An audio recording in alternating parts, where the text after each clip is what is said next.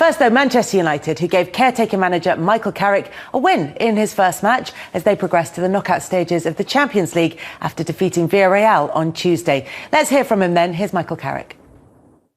I'll be honest with you, it's not an important result for me personally. It's an important result for the club. It's an important result for the players. Tonight's not about me by any stretch. It's been obviously an emotional few days, and the first person I spoke to when it kind of all happened was, and Ed asked me to do this role, was Ollie, to almost see what he thought about it, because I felt that was the right thing to do. So I had a responsibility. I have a responsibility to be here to managing the team, and I take great pride in that. So yeah, it wasn't about me tonight though. It was about getting through. It was a massive game. So when you get to this stage in a group of a Champions League, and it can swing so easy both ways. So it was vital that we came here and got the right result, and we managed to do that. So I'm delighted. Really interesting to hear what Michael Carrick had to say there. I was very relaxed listening to him, and he seems very relaxed in that position. He's right, let's get this straight, shall we? After the caretaker manager turned permanent manager was sacked, he is now the caretaker manager keeping the seat warm for an interim manager who's going to come in ahead of a permanent appointment at the end of the season. Yeah. So how do you think the caretaker manager for the interim manager for the permanent manager did? Well, a win's always going to help you, but just the way you explain that just shows the chaotic nature in which everything's happening around Manchester United at the moment. You know, and even the game, you know, the two goals at the end is what Man United have been doing. You know, they've been getting saved right at the death. It's not well structured, although I thought they played a little bit better in this game, but it's going to be interesting to see how they go moving forward.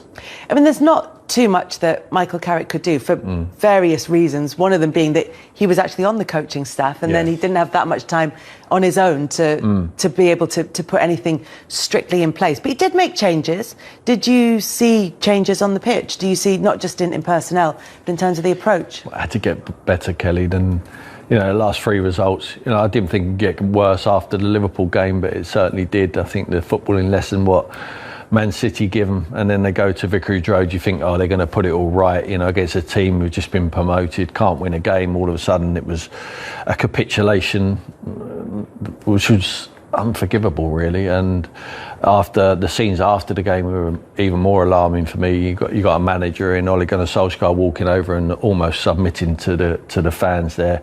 Took a little bit of stick, and then you got Bruno Fernandes behind him saying, no, don't just blame him, blame the rest of us as well. So, I mean, Carrick made change. He's left out Bruno Fernandes. Perhaps he's got his eye on Chelsea at the weekend, because that's the huge football match where they need to bounce back in. But it had to be better, and it was. They're through to the knockout stages. There's still a lot to play for Manchester United. That's why I can't believe this interim business and caretaker managers. Just go out and get someone. You're the biggest club in the world. Just go and identify a manager you want. There's not a manager, possibly. There's only two managers I can think of in the world of football, and that's probably Thomas Tuchel now and Pep Guardiola, which are untouchable. Anyone else, just go and get them. So Manchester United still looking for that manager. It makes things a lot easier that they are into the knockout stages of the Champions League, and that was the significance not just of their result, but also Atalanta's result in midweek in the Champions League. So they qualified top of their group, which gives them a great chance going ahead. In terms of this process of appointing managers, it does seem somewhat convoluted and very open. Yeah, there's not a lot of mystery to it. I mean, any time this season, especially in the Premier League, an opportunity's come up, people already sort of know who's the favourite. And we know that Tottenham waited what seemed like forever to get Conte, and it seems like United might go through the same process in order to get Pochettino, and they've had their eye on him for a very long time. Every single time this opportunity's come up, Pochettino's been linked to it ever since he left Spurs. So it seems like they're willing to wait. It seems like they're willing to pay any price, but how much longer they'll have to wait is, I guess, the real question. Yeah, and the situation that they find themselves in is one in which, say, for example, it's Ernest Valverde, the former Barcelona manager, who comes in as an interim boss. What if he does really well? Well, this is the problem they've got, because that's what happened with Ole. After Man United saying that they're gonna wait until the summer to see what happens, then obviously done very well, and then they changed that plan, Edward Woodward, and they signed him. And even now, the amount of time it took to actually, in the end, sack him, you actually have to feel that was Ed Woodward, simply because he was the one who gave him it in the first place. Then he gave him a new deal not long ago. So it's like, I think that the fact that it waited so long to be is because Ed Woodward didn't maybe want to sack the guy he's not long ago given a deal. But then you look at the result against Watford, and it was something that just had to happen in the end. You know, it's really, how can I say, it's just for a club of Man United's size, for it to happen like it's happened, why didn't they do it? Why didn't they do it before, like Villa did, like Norwich did, so as they can have time and find somebody, instead of now, okay, Michael Carrick's going to do it till then, and if, like you say, if he does well, or if the next person does that well, Valverde, are they going to give it to him? Who is the plan? Is it going to be Pochettino? I think these questions need to be answered quickly. But when you look at the people who are still there, because Ed Woodward's still there in a capacity, like a consultancy, he's been in charge of bringing the managers in anyway. He's been in charge of all the so-called recruiting stuff and everything what's going on at Man United. So they're going to trust him to do it again. You've still got the same staff there with Michael Carrick and Mike Phelan and Ollie's old guys. So what's going to change in the next till the end of the season? Yes, in terms of who is making this appointment or this series of appointments at Manchester United, obviously it'll be headed up by Ed Woodward.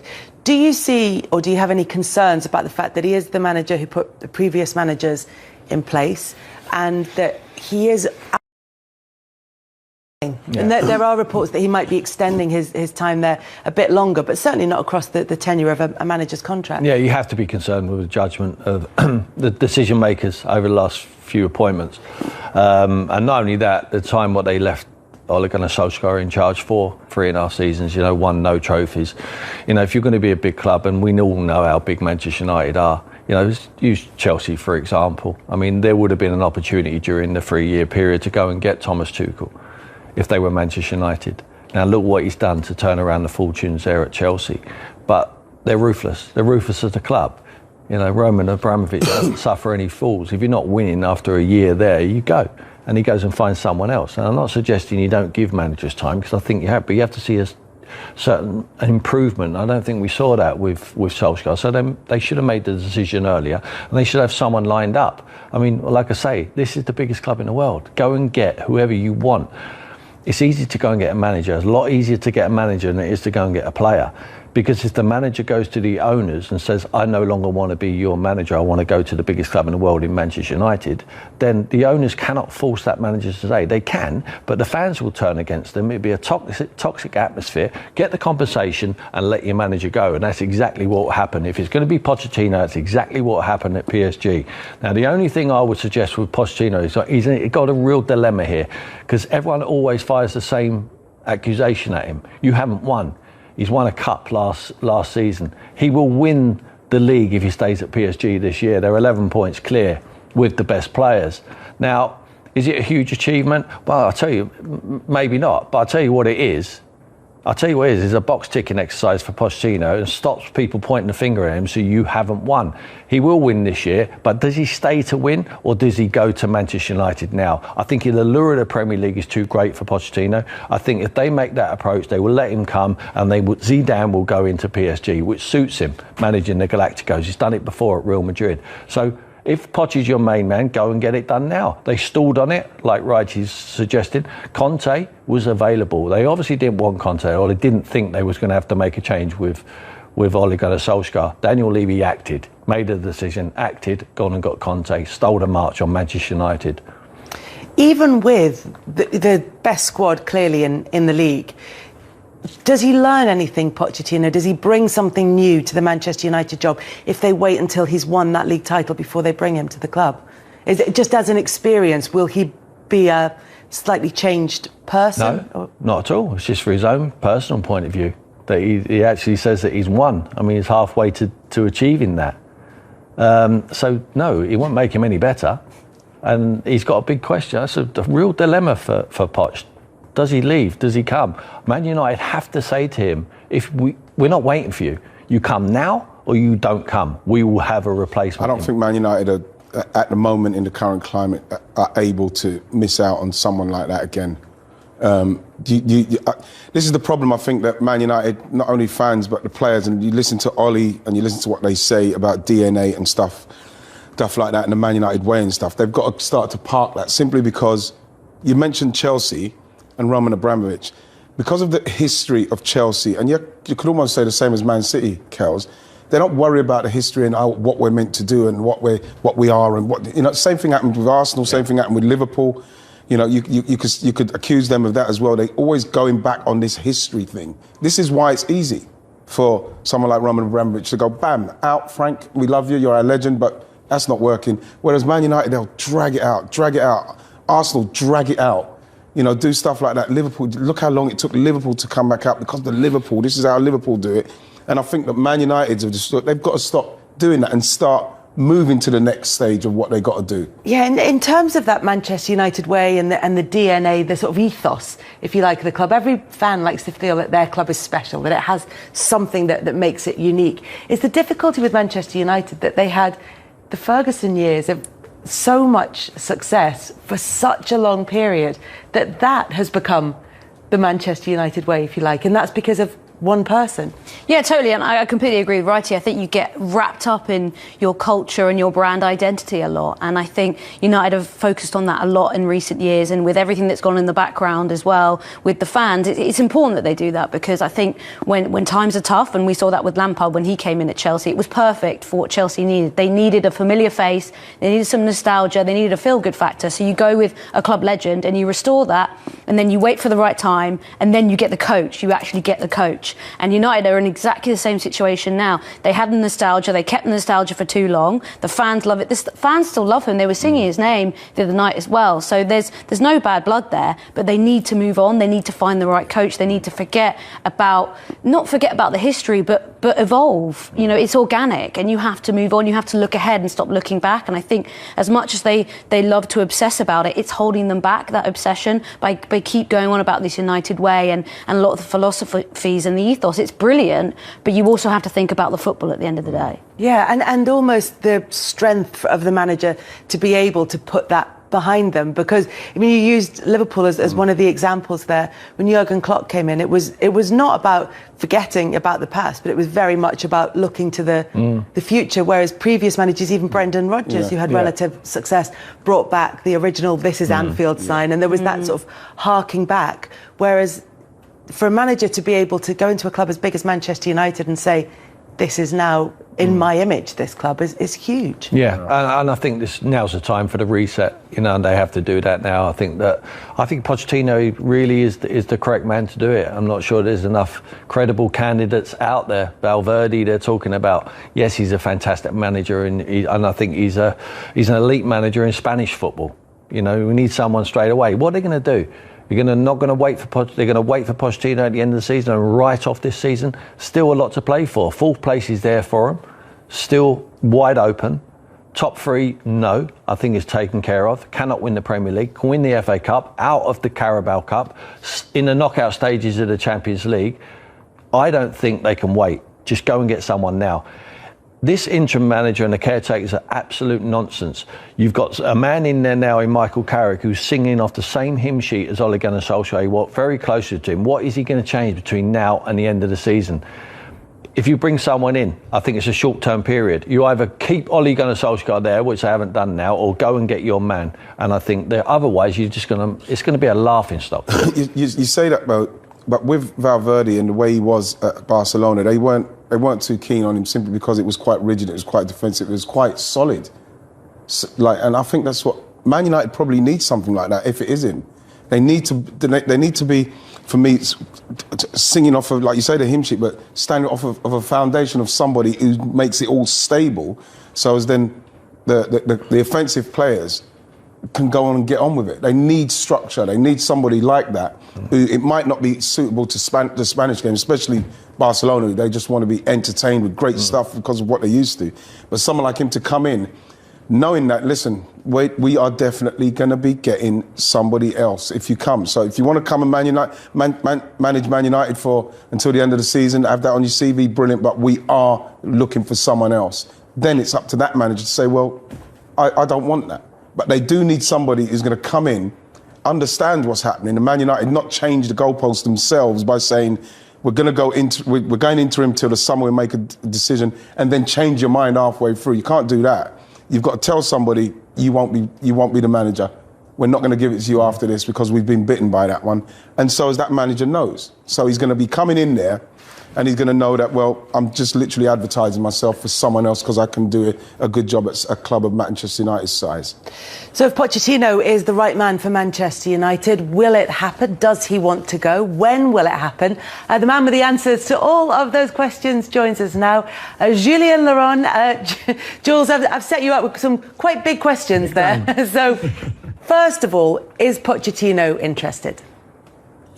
Yeah, hi Kelly, hi everyone. Massively. I mean, it's no secret that even when he was at Spurs, the United job was very much a dream job for him. So it's still very much the case. I think that's been made clear by his people, his entourage. We read it in both sides of the channels, in France and in England. So that's the fact. He's in Paris. I mean, the irony was that he was in Manchester on Wednesday night, of course, but he's the PSG manager right now, not completely happy with what he can do in that club and how things have been going on for him since he arrived almost a year ago. And I think that he would be ready to go to United as early as today, really, if given the opportunity. How from PSG's point of view, would that play out? Would the resistance be from them not wanting to make that change at this stage? Not really, Kelly. The only thing is, and they've been very clear, if they find a replacement and someone, not just Bob or Phil or whoever, but someone they really feel is the right guy to take over Pochettino, if they find that replacement now, then I think if United really want Pochettino and come for him and are ready because he still has, let's not forget, 18 months on his contract in Paris. And if Pochettino asks to leave and wants to go and is not happy anymore in Paris and doesn't want to be there, then I think PSG will open the door. Does that mean that it will happen this week or next week? I'm not so sure. Maybe more in the summer. But if, for example, Zinedine Zidane, who is very much the guy that the PSG hierarchy has in mind to take over Poch, if Zidane said, okay, I'll come now, I'll take over the team and for the next 2.5 years or whatever, then I think this would be huge for Pochettino then to go to United. It's easy to see the fit between Zinedine Zidane and PSG because of his experience in managing the Galacticos of Real Madrid and having such incredible European success with them. What's the fit, do you think, with Pochettino at Manchester United? That's a really interesting one because you're right. Zidane, the pragmatism, PSG, the front three, Neymar, Messi, Mbappe, all that we can see. For Pochettino, the problem in Paris, and he's complained about it already publicly, privately, he feels he doesn't have enough time. He has to win whatever way. They're all about the Champions League, winning trophies, more trophies. When he wants time to put his high press together, to put the intensity that he wants, to maybe change a few players there and there. And he feels there's no time. He said in L'Equipe last week, my philosophy is too different than the PSG philosophy. So I have to go along with what the club wants, which is, again, not what he wants. What would be like at United? I think at United, you have to win. I'm not sure he will have 2 or 3 years to put in place together and then think about winning. So I think I've got still a few question marks over is he the right fit for United right now. I mean, he's a great coach and a great guy, but if he wants time, I'm not sure he will be allowed to have so much time at United. Yeah, Tim just mentioned Leonardo there, and that's where the conflict has been at PSG between Pochettino and the sporting director there. Is that an indication of how he may interact with the Manchester United hierarchy, do you think? It's a difficult one, Kelly, because Thomas Tuchel had the same problems with Leonardo and people before him as well. I think Leonardo might be the problem more than whoever is on the bench in Paris right now. And then Tuchel, so far, certainly at Chelsea, has no problem with Marina Granovskaya or Scott McLaughlin or Peter Cech or whoever is involved with him on transfers. So for Poch, it might be the same. He might go over to United and work really well with Ed Woodward. If he continues a little bit more with Richard Arnold, with John Murtaugh, with Darren Fletcher, whoever is involved in transfers and planning and that sort of sporting director role, it might not have a problem. But it's true that with Leo, it is a bit more difficult. They don't really see eye to eye. I think this is an issue for Poch. Poch likes having control. He's not a control freak per se, but he likes having control. He likes being involved. Ask on what to do, where to go, what direction. And I think in Paris, he feels that's not really the case. And that might be more the case in Manchester. The other big question mark over Pochettino is the lack of trophies. There is a cup at Paris Saint-Germain, but not one of the prestigious trophies for the club. Tim was sort of making the point earlier, this might be a personal thing for Pochettino. He might want to have that league title under his belt before he moves on. Yes, and you can see why he could also see, listen, I'll see this season out in Paris. I work with Messi and Neymar and Mbappe as hard as it is, I think, and we saw against City that this is a bit of a dysfunctional team that maybe is not too easy to manage. And think I'm going to move then to United in the summer. They're going to wait for me. They're going to have this interim coach. I agree with Tim. I think it's a crazy idea, but hey, that's what they want. But United will still have to pay PSG compensation in the summer. So if you really want Poch and you believe that Poch is the right guy, go and get him now. And I'm sure they can find a solution if PSG find a replacement. But for Pochettino, yeah, you win Ligue 1. But on the other hand, you could have a car crash in the Champions League, because PSG are qualifying for the last 16, but they can have a tough draw and they're out in the last 16, and he does worse than what his predecessors have done in Paris in terms of the Champions League for the last few years, and that wouldn't look good for him. So maybe the best option is to actually go now, don't have to work with that front three that looks unmanageable at times, and move on to United and bigger things. Julien, thank you very much for joining us. It's going to be fascinating to see how this one plays out. Thank you very much to Julien Laurent. It is just so complicated, even that one move. It's, you know, as you said, you would think if you're Manchester United, you can go and say, we want that manager, and then we're going to pay the compensation and we'll bring him in. Yeah. But there are all the different factors that come into play. Yeah, but I do to a certain extent agree with that, with Man United. Make it known that's what we want. So whether if it's going to be interim, then Michael Carrick stays until the end, and if it's going to be the summer, then he can do it. And if he does come in now, then he comes in and he brings all these people in. But I don't think being a manager of PSG causes you any problems in respect of your managerial career. Like, look at Unai Emery, you look at Thomas Tuchel, and now Pochettino, with the problems he's having at that club with what he's got to try and do to manage it. It seems like a massive poison chalice to me. I think that he'd be perfect for Man United and what he wants them to do. Be interesting what he does. Obviously, he's still got Cavani there, he's still got Ronaldo there, and how he wants to play. But I think he organises that Man United side and they start to do stuff differently.